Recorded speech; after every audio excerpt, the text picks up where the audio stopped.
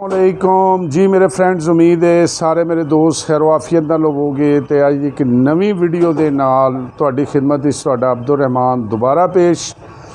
तो उम्मीद है साडी ये वीडियो तुहानू ज़रूर पसंद आएगी।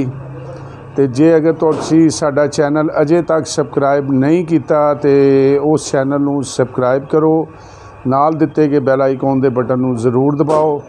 गाइस अज जिहड़ी वीडियो तुहाडे लई असीं लैके आए हैं ना, वो ऐसी ज़बरदस्त वीडियो है, ऐसी ज़बरदस्त वीडियो है कि जब भी तुहाडे घर तुहाडा कोई मेहमान आंदा है या तुहाडा कोई दोस्त आंदा है तो सब तो पहले इक्को ही सवाल असीं उहदे नाल करदे हां कि चाय पीओगे या पानी। तो अगर तुहाडा मेहमान या दोस्त तुहाडे अगे फरमाइश करदा है कि चाय पीनी है तो ज़ाहिर है उहदे नाल असीं उहनूं बिस्किट ज़रूर पेश करने हैं। तो अज मैं तुहानू विखाण लगा कि एक बिस्किट बन के जदों साडे सामने आ जांदे ने और असीं अपने मेहमानां नू वो पेश करने आ ते वो किन्नी मुश्किल दे नाल ये लोग बनांदे ने, किस तरह बिस्किट तैयार हुंदे ने। ते अज दी वीडियो दे विच असीं तुहानू विखावांगे कि वो बिस्किट जिहड़े कि असीं आराम सकून दे नाल मेहमान दे सामने पेश करने आ, वो बनाने लग्या इन्हां लोकां नूं कितनी तकलीफ़, किन्ने मुश्किल मराहल और किस तरीके नाल तैयार हुंदे ने, ये सारे अज दी वीडियो तुहानूं विखावांगे। आओ हुण सब तो पहले तुहानूं विखाईए बिस्किट दी तैयारी। ते अज असीं खलोते हैं यह बेकरी दे विच, यह तुसीं वेख रहे होवोगे, इहनूं कहंदे ने भट्ठी।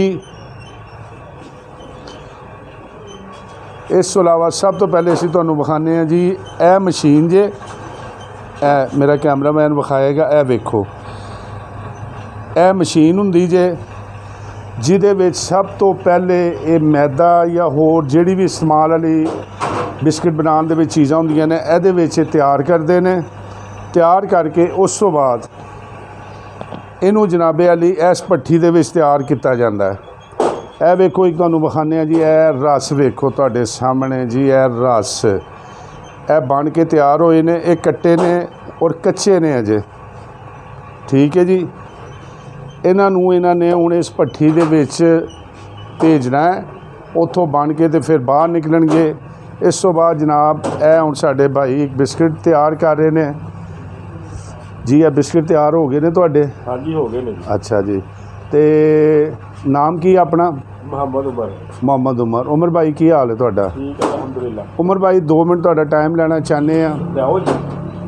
सब तो पहले बचपन तो असीं एक चीज़ सुनते आए हैं बेकरी वालियां दे मतलब एक बहुत ज़्यादा गल मशहूर है कि बेकरी दे विच जिहड़े तुसीं रस वाले रस तैयार करदे हो, यह रस जिहड़े हुंदे ने इन्हां नूं तैयार करन लग्गिआं बचपन तो सानूं भी ये दस्सिया गया कि ਇਹਦੇ ਵਿੱਚ बेकरी वाले ਜਿਹੜੇ ने जी पैरों के नाल पहले आटे नूं गुन्नदे ने, गुन्न के तैयार करके तो फिर उस तो बाद ये रस बनाते हैं।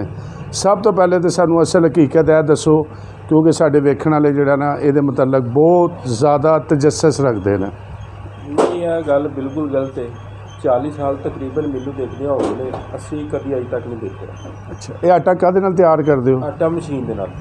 आटा मशीन दे नाल? अच्छा, साफ सुथरा माहौल। अच्छा, तो यह आटा वगैरह गुन के सारा कुछ करके फिर उस बाद पहले इत्थे तैयार करते हो? हाँ जी, टेबल ते तैयार सफाई करके करीदा काम। सफाई करके तैयार करके फिर भट्ठी चो तैयार होंदा है, फिर भट्ठी फिर बन के आंदा है जी। मेरे नाजरीन तुसी वेख रहे होवोगे, यह भाई होरां ने हुण तुहानूं दस्सिआ यह बिस्किट तैयार होए ने। यह शीर माल है जिहड़ा तुसी खांदे हो, इहनूं शीर माल कहा जांदा है। ते यह जे कच्चे रस इस तो बाद इन्हों की करोगे तुसी? इस तो बाद जी नहीं कटिंग करांगे तो। अच्छा जी, एक कट के विखाओ सानू जरा, तुहाडे कोल इत्थे छुरी होएगी? कट छुरी है दा।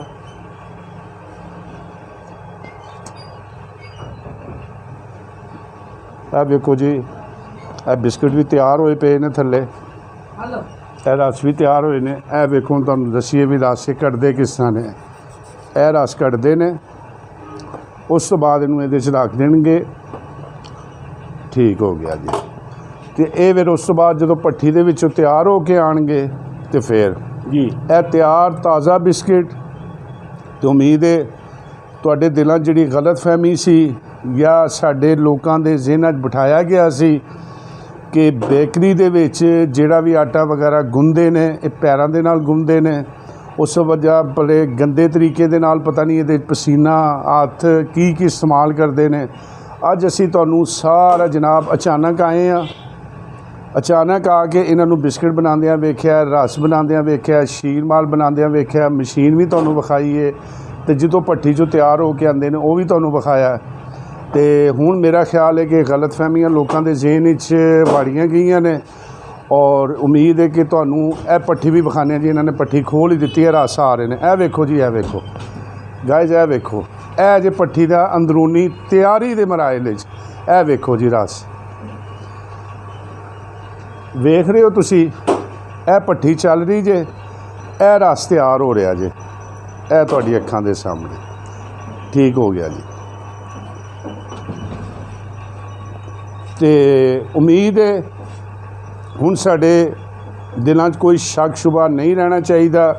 ਇਹ ਬਿਸਕਿਟ ਤੁਸੀਂ ਬੇਫਿਕਰ ਹੋ ਕੇ, ਇਹ ਵੇਖੋ, ਇਹਨੂੰ ਬੇਫਿਕਰ ਹੋ ਕੇ ਖਾ ਸਕਦੇ ਹੋ। ਇਹਦੇ ਵਿੱਚ ਕਿਸੇ ਕਿਸਮ ਦੀ ਮਿਲਾਵਟ, ਸਫਾਈ, ਬੰਦੇ ਤੁਸੀਂ ਵੇਖ ਰਹੇ ਨੇ ਪੱਖੇ ਉੱਤੇ ਚੱਲਦੇ ਵੇਖ ਰਹੇ ਹੋ, ਟੇਬਲ ਉਹਨਾਂ ਦਾ ਵੇਖਿਆ, ਮੁਕੰਮਲ ਸਫਾਈ ਦੇ ਨਾਲ ਤਿਆਰ ਹੁੰਦੇ ਨੇ, ਉਹ ਜ਼ਬਰਦਸਤ ਹੁੰਦੇ ਨੇ। ਉਮੀਦ ਹੈ ਸਾਡੀ ਇਹ ਵੀਡੀਓ ਤੁਹਾਨੂੰ ਜ਼ਰੂਰ ਪਸੰਦ ਆਏਗੀ। ਡਰੋ ਨਾ ਤੇ ਆਪ ਵੀ ਖਾਓ, ਮਹਿਮਾਨਾਂ ਨੂੰ ਖਵਾਓ। ਤੇ ਅਗਰ ਸਾਡੀ ਇਹ ਵੀਡੀਓ ਪਸੰਦ ਆਏ तो साडे चैनल ਨੂੰ ज़रूर सब्सक्राइब करना। मिलने अगली वीडियो के नाल। अस्सलाम वालेकुम जी फ्रेंड्स, अब हम आपको आगे तो आपको दिखाया तैयारी का मरहला। अब हम आपको इनके बाहर के एरिए में जहाँ पे कस्टमर इनके आ रहे हैं उन लोगों से भी मिलवाते हैं और उनसे भी पूछते हैं। और ये देखें कि लोग जो हैं इनसे कितनी कितनी दूर से इनके बिस्किट और इनके ये भाई अभी भी खड़े हुए हैं। अस्सलाम वालेकुम जी। जी वालेकुम सलाम जी। जी भाई, क्या लेने आए आप? बिस्किट, केक, रस, फ्रूट केक वगैरह सब कुछ लेने आए जी। बिस्किट, केक, रस तो आज पहली दफ़ा हैं? नहीं, बहुत देर हो गई हमें इधर से दुकान से लेते हैं जी। इनका म्यार अच्छा है, ये अच्छा इस्तेमाल करते हैं और जब हम खाते हैं तो हमें मज़ा आता है। मैं अड्डे से आया हूँ, मोहल्ला इस्लामपुरे से जी फ्रेंड।